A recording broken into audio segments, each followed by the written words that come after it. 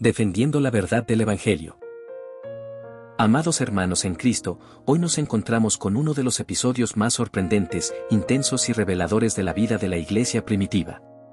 El pasaje que leemos en la carta a los Gálatas nos muestra a dos gigantes de la fe, dos columnas de la iglesia: Pedro, el apóstol que caminó con Jesús, que lo confesó como el Cristo y que recibió el encargo de apacentar sus ovejas, y Pablo, el apóstol a los gentiles, llamado por el Señor resucitado en el camino a Damasco.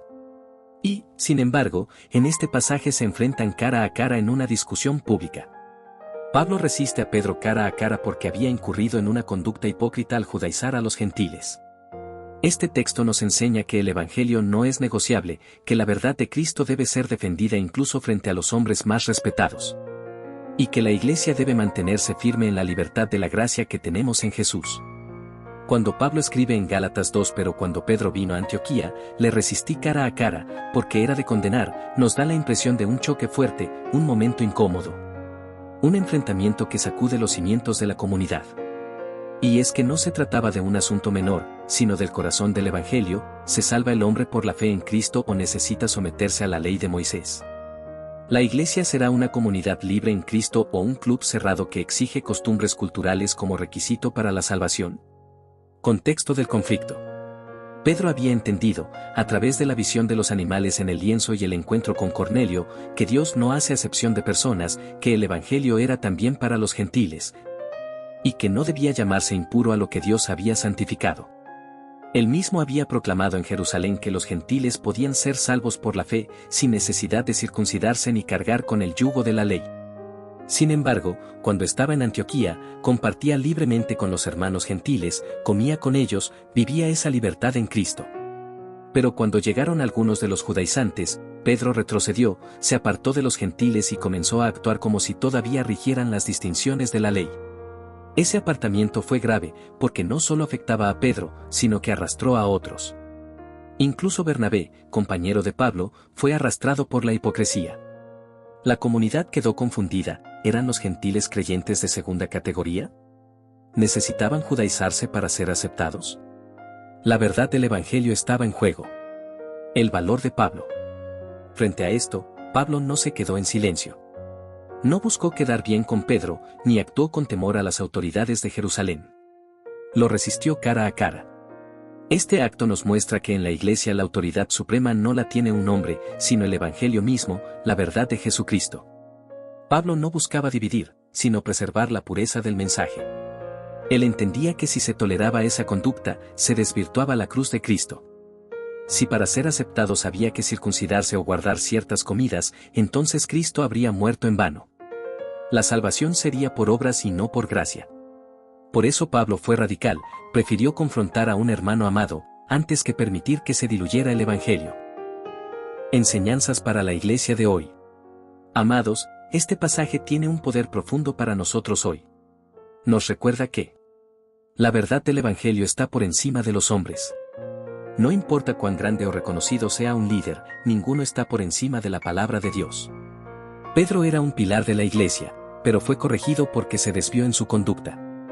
En nuestros días, debemos recordar que pastores, ministros, líderes, todos somos falibles. La autoridad máxima es Cristo y su Evangelio. La hipocresía es peligrosa. Pedro conocía la verdad, pero por temor a los hombres actuó en contra de lo que sabía. Muchas veces también nosotros, por miedo al que dirán, dejamos de vivir la libertad en Cristo. Nos volvemos hipócritas, aparentando una fe que en el fondo no practicamos. Dios nos llama a una fe sincera, sin doblez. El Evangelio es gracia y libertad. Pablo defiende que los gentiles no necesitan judaizarse, porque la salvación es por fe en Cristo. Hoy debemos recordar que nadie es salvo por tradiciones humanas, por ritos, por costumbres culturales. La salvación es un regalo de gracia. No debemos imponer cargas a otros creyentes que Dios no ha puesto. La confrontación en amor es necesaria. Pablo confrontó a Pedro no por enemistad, sino por amor a la verdad y al cuerpo de Cristo. En la iglesia también necesitamos corregirnos unos a otros cuando alguien se desvía, siempre con mansedumbre, pero con firmeza.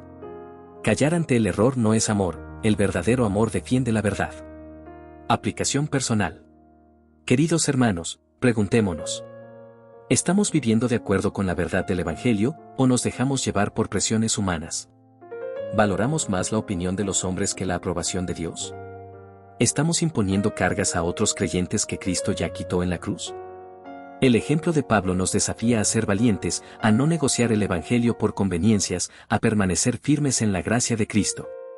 El ejemplo de Pedro nos recuerda que aún los más grandes pueden equivocarse, pero también que la corrección nos ayuda a crecer. Después de este episodio, Pedro y Pablo siguieron unidos en la misión. La corrección no destruyó la unidad, sino que fortaleció la iglesia.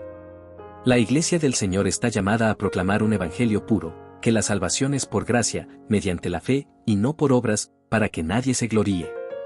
Cuando añadimos condiciones humanas, debilitamos la cruz de Cristo.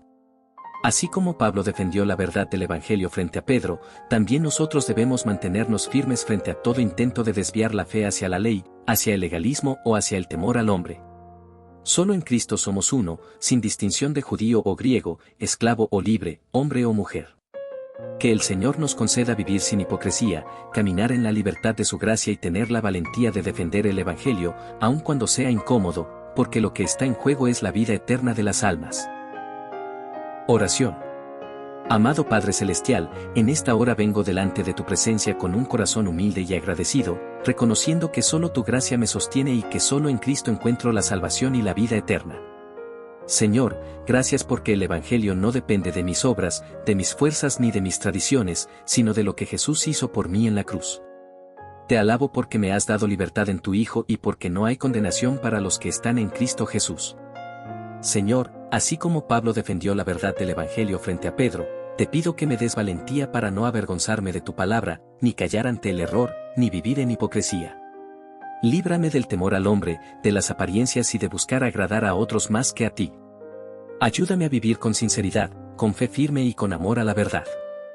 Padre amado, enséñame a corregir con mansedumbre cuando sea necesario, y a aceptar la corrección con humildad, sabiendo que todos somos falibles y que todos necesitamos de tu gracia. Que en medio de tu iglesia no se pierda nunca la claridad de que somos salvos por fe y no por obras, por tu misericordia y no por nuestros méritos. Señor Jesús, hazme un testigo fiel de tu gracia. Que mi vida refleje la libertad del Evangelio, que no imponga cargas que tú no has puesto, y que pueda amar a mis hermanos sin distinciones ni prejuicios. Que tu Espíritu Santo me guíe en todo momento a caminar en integridad, en obediencia y en verdad. Padre eterno, guarda a tu iglesia en unidad, para que nunca se diluya el mensaje de la cruz. Que vivamos siempre firmes en la fe, sabiendo que Cristo murió y resucitó para darnos vida abundante. En el nombre glorioso de Jesús, nuestro Salvador. Amén.